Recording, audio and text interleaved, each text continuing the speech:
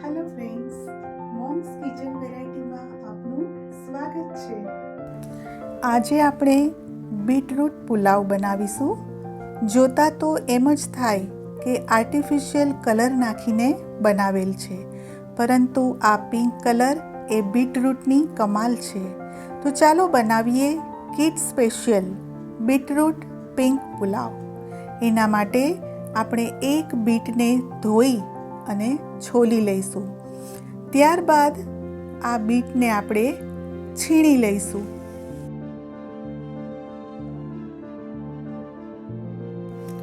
હવે એક બાઉલમાં ગળણી મૂકીશું અને આ ગળણીમાં બધું જ છીણ નાખી અને ચમચીથી બરાબર પ્રેસ કરીશું, જેથી બીટનો બધો જ રસ આ બાઉલમાં આવી જશે.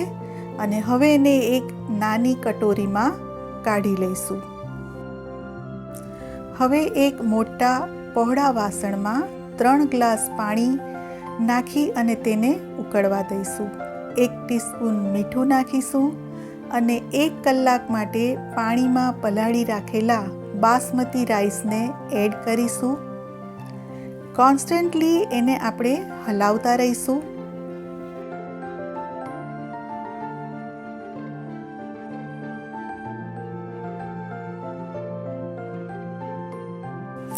ચોખાના દાણા ફૂલવા લાગે એટલે કૂક થયા છે કે નહીં ચેક કરી લઈશું. અડધા લીંબુનો રસ નાખીશું, જેથી પુલાવ એકદમ છૂટો બને.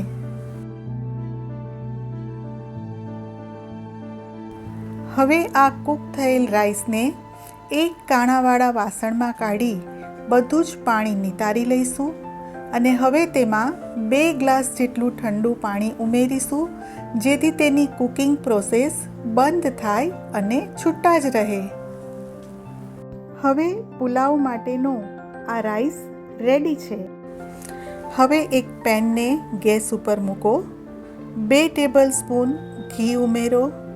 ઘી ગરમ થાય એટલે તેમાં લવિંગ, તજ, તમાલપત્ર, જીરું બધું જ નાખી અને સાંતળી લો. હિંગ અને લીલા મરચાં એડ કરો. બરાબર એને સાંતળી લો. ધીમા ગેસ ઉપર આને સાંતળવું. હવે મીઠું છે એ આમાં જ એડ કરી દેવું, કારણ કે પછી પુલાવમાં મિક્સ નહીં થાય.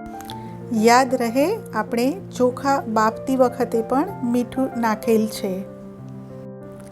હવે બીટનો 2 ટીસ્પૂન જ્યુસ નાખી અને મિક્સ કરીશું. આપણે પુલાવનો કલર જોઈશું અને ત્યારબાદ વધારે જ્યુસ એડ કરીશું. મને બેબી પિંક કલર ગમે છે, એટલે હું વધુ જ્યુસ એડ નહીં કરું. હવે આપણે રાંધેલા ચોખા એમાં એડ કરીશું.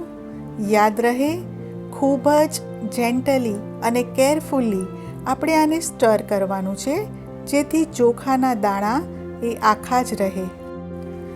પરફેક્ટ બેબી પિંક કલર માટે હજી હું 2 ટીસ્પૂન જ્યુસ આમાં એડ કરીશ. જોઈને કમાલ, નો આર્ટિફિશિયલ કલર, માત્ર બીટરૂટની 4 ટીસ્પૂન જ્યુસથી બની ગયો છે આ પુલાવ. આ પુલાવ સ્પેશિયલ બાળકો માટે બનાવેલ છે, તેથી એમાં કોઈ સ્પાઇસી મસાલા એડ કર્યા નથી. પુલાવને ફ્લેવરફુલ બનાવવા માટે 1 ચમચી ઘીમાં 1 ટેબલ સ્પૂન લીલું લસણ સાંતળી અને પુલાવમાં નાખી મિક્સ કરી લઈશું. યાદ રહે, ગેસની સ્લો ફ્લેમ પર જ આપણે આ પુલાવ બનાવીશું.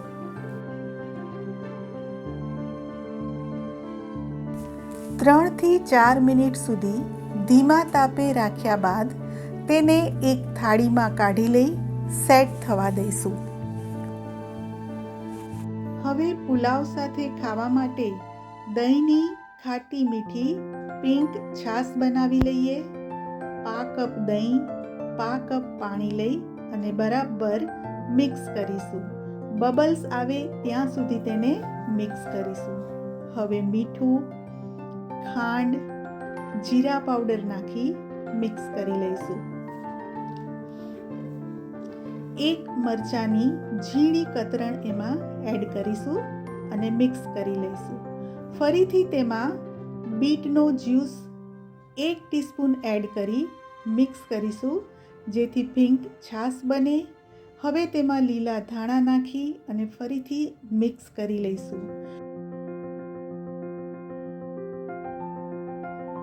હવે સેટ કરવા મૂકેલ પુલાવને આપણે ડીમોલ્ડ કરી લઈશું.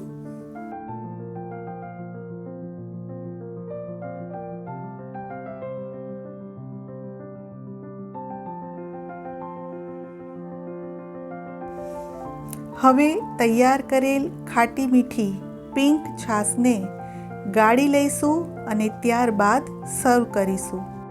ફ્રેન્ડ્સ, જો તમને મારી રેસીપી ગમતી હોય તો મારી ચેનલને સબસ્ક્રાઈબ કરશો, શેર કરશો અને મારા વિડીયોને લાઈક આપશો. Thank you.